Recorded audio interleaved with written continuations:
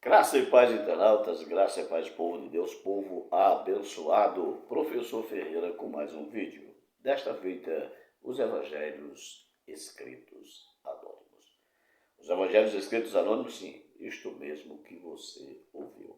Se você gostar do vídeo, divulgue, jogue nos grupos do WhatsApp, Instagram, Facebook, TikTok. Faça toda a divulgação possível e nos ajude a fazer uma verdadeira apologética. Os Evangelhos Escritos Anônimos. Bem, há uma minoria, diga-se de passagem, minoria, guarde isso, viu? Uma minoria de acadêmicos mundiais, ou mundial, minoria de acadêmicos mundial, que defende que os evangelhos foram escritos de forma anônima e que não sabemos quem são os seus autores. Dentre estes acadêmicos, eu quero citar dois, por serem mais renomados: Rudolf Bultmann e Bart Ehrman. Rudolf Bultmann e Bart Ehrman tiveram seus trabalhos divulgados quase que no mundo todo. No entanto, as premissas desses autores já foram ultrapassadas, já foram refutadas por uma larga escala de acadêmicos mundiais, e aqui poderíamos citar Ita Linderman, Petri, deixa-me ver quem mais, Richard Balkenham, Weinhausen, enfim, poderíamos citar inúmeros acadêmicos mundiais que bateram, mas bateram sem dó no Bart Ehrman e no Rudolf Bultmann, nos defensores de que os evangelhos são anônimos. Então vamos lá. Eu quero apresentar aqui alguns pontos, 4 pontos principais que garantem que os evangelhos não foram escritos de forma anônima. Primeiro ponto: os primeiros documentos da igreja primitiva trazem os títulos dos autores dos evangelhos. Isso aqui já dava para matar a questão. Nós temos o papiro 4, que é o papiro do segundo século, que traz Evangelho Catá Matthew, o Evangelho conforme Mateus, segundo século, papiro 4. Nós temos o papiro 62, também do segundo século, que também traz Evangelho conforme Mateus, Evangelho Catá Matthew, Evangelho conforme Mateus, nas 2 papiros do segundo século. Nós temos o Códice Sinaíticos do quarto século, que traz Catá Matthew. Observe, não diz conforme, não traz o termo evangelho, mas traz conforme Mateus. Nós temos o Códice Vaticanos, também do quarto século, que traz conforme Mateus, como título, como nome do autor. Não traz também a palavra evangelho. Isso nós citamos o papiro 4, o papiro 62, ambos do segundo século, Códices Sinaíticos e Códices Vaticanos do quarto século.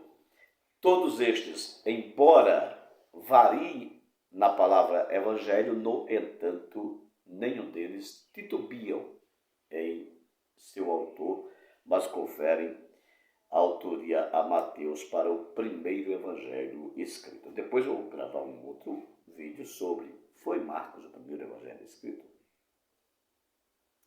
Então, falando de Mateus, citamos estes 4 documentos dos mais antigos da igreja, para não falar do Códice Washingtonianos, Alexandrinos, Efraime e por aí vai. Tá? Falando agora do Evangelho de Marcos, você tem o Códice Sinaíticos do quarto século e o Códice Vaticanos, também do quarto século, que trazem Catá, Marcon, conforme Marcos, mostrando mais uma vez a autoria. Nós temos o Códice Washingtoniano, Evangelho Catá Marcon, Evangelho conforme Marcos, Códice Alexandrinos, Evangelho conforme Marcos, Códice Efraime, Evangelho conforme Marcos, Códice Besaia, Evangelho conforme Marcos. Passando agora para o Evangelho segundo Lucas, nós temos o papiro 75 do final do segundo século, início do terceiro século, Evangelho Catá Lucano, Evangelho conforme Lucas. Nós temos o Códice Vaticanos, quarto século, Catá Lucano. Nós temos o Códice Sinaíticos, quarto século, Catalucano, segundo Lucas, Sinaíticos, Vaticanos, quarto século, Papiro 75, do final do segundo século a início do terceiro século. Nós temos o Códice Washingtoniano, lembrando que é o Códice Washingtoniano, final do quarto século a início do quinto século, Evangelho Catalucano, Evangelho conforme Lucas. Códice Alexandrinos e Besai, do quinto século, Evangelho Catalucano, Evangelho conforme Lucas. Para o Evangelho de João, que é o mais criticado, nós temos o Papiro 66 do segundo século, Evangelho Cataioanen, ou seja, Evangelho conforme João. Nós temos o Papiro 75, final do segundo século, início do terceiro século, Evangelho Cataioanen, Evangelho conforme João. Nós temos o Códice Sinaíticos do quarto século e o Códice Vaticanos do quarto século, que trazem conforme João. Mais uma vez não trazem a palavra evangelho, esses dois últimos códices, mas não titubeam em relação ao autor. Isso para não falar do Códice Alexandrino, do Códice Washingtoniano e do Códice Besai, que também trazem o João como autor. Então vocês observam que a única variante que tem nos documentos antigos é em relação à palavra evangelho, mas em relação à autoria não há nenhuma variante sequer. Perfeito? Perfeito. Então, partindo para o terceiro ponto, os pais das igrejas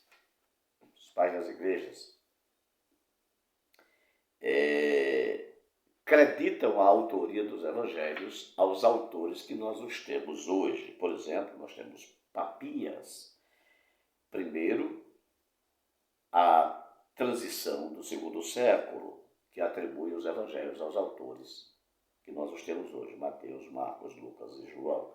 Mateus, Mathaio men hebraid, Mateus, na verdade, em hebraico, Nectaxato, talogetu querido, ou seja, coligiu, reuniu os ditos do Senhor, lembrando que ditos do Senhor é uma referência a todo o Evangelho. Você pode ver isso em Romanos 3:2, que fala que os ditos do Senhor, a palavra de Deus foi falada primeiramente aos judeus, falando de Torá, Neviim, Ketuvim. Isso é claro, a palavra de Deus para os judeus tem essa divisão, que são a lei, os escritos e os profetas, ou leis, profetas e escritos.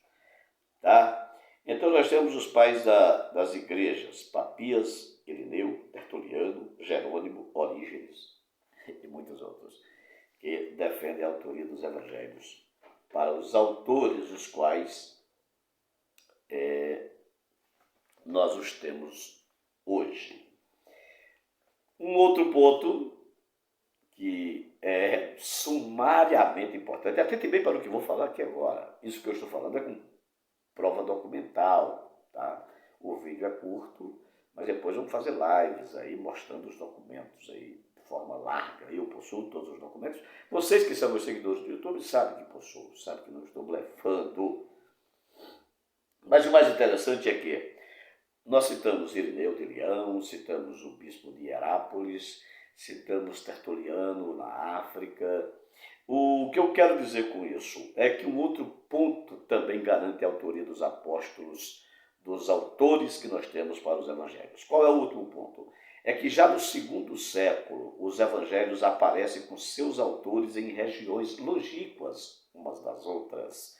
Por exemplo, Ásia, África, Europa, Edessa, Alexandria, Roma, Cartago, na África, Tertuliano, na Itália, de modo geral, enfim. Nós temos quase todas as regiões do mundo de então que os seus escribas e os documentos primeiros aparecem com os nomes dos autores, e estas regiões são longínquas umas das outras. Síria, por exemplo, são longínquas umas das outras, no entanto, todavia, porém, contudo, entretanto.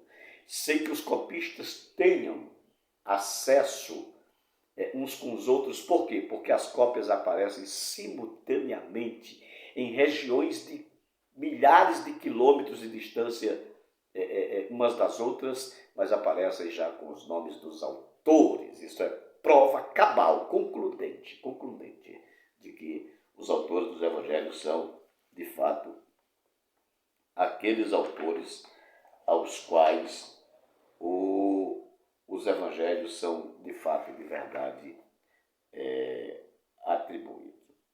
Tá certo? Uma coisa que é interessante também salientar, o Petro faz isso, é que quando um livro é anônimo, mesmo no Novo Testamento, há variação na autoria. Se dá aqui o exemplo do livro aos Hebreus, ou Carta aos Hebreus, como queiram alguns.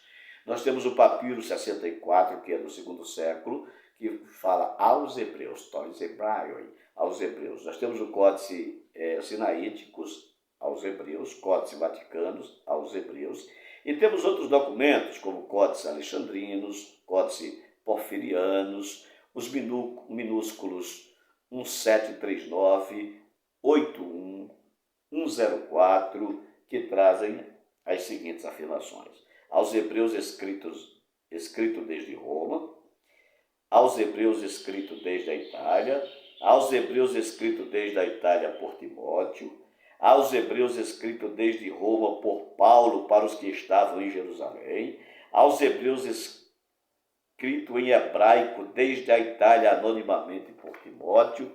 Isto é, quando se tem um livro anônimo, mesmo no Novo Testamento, há variações de citações de seus autores, mas há uma coesão, há um conjunto de fatores que garantem que os evangelhos foram verdadeiramente escritos, não anonimamente, mas com seus autores já sendo identificados.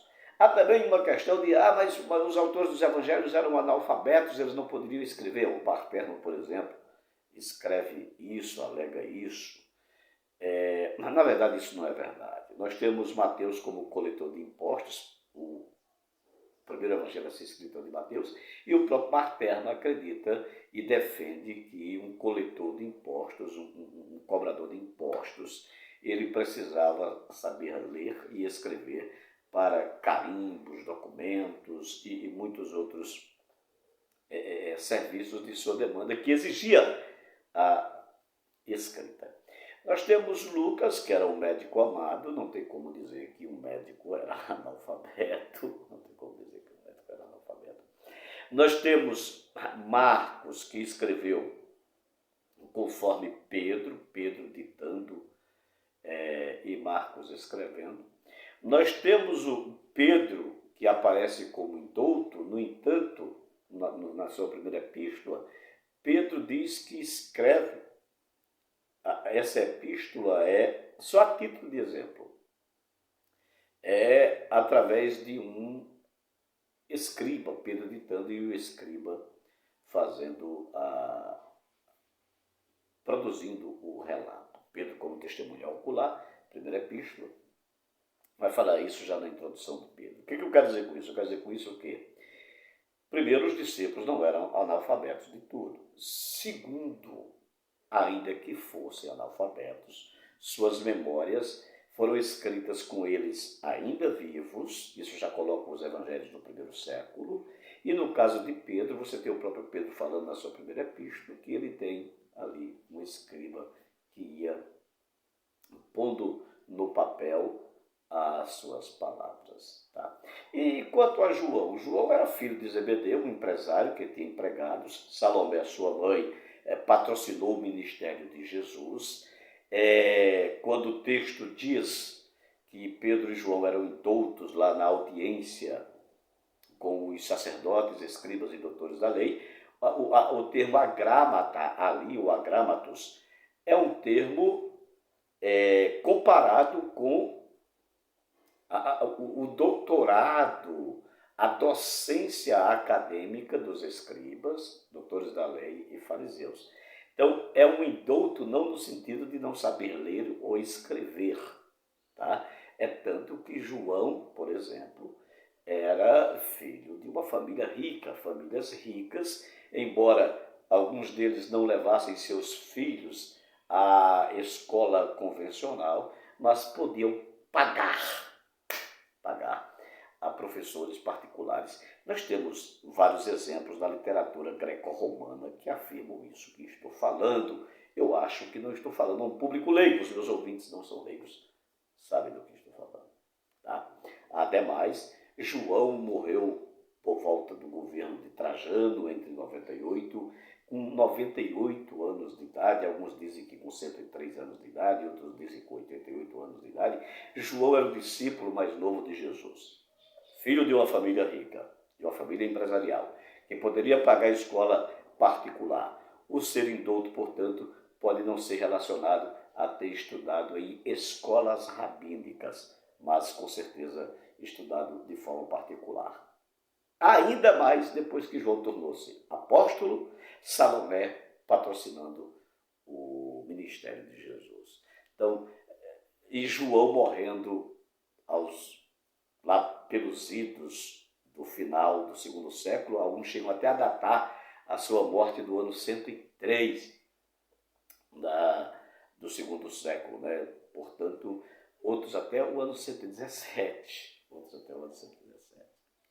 Nós temos, portanto, provas cabais e concludentes que os apóstolos escreveram e que as testemunhas oculares dos apóstolos escreveram, no caso, Marcos e Lucas, os evangelhos, como apóstolos Mateus e João.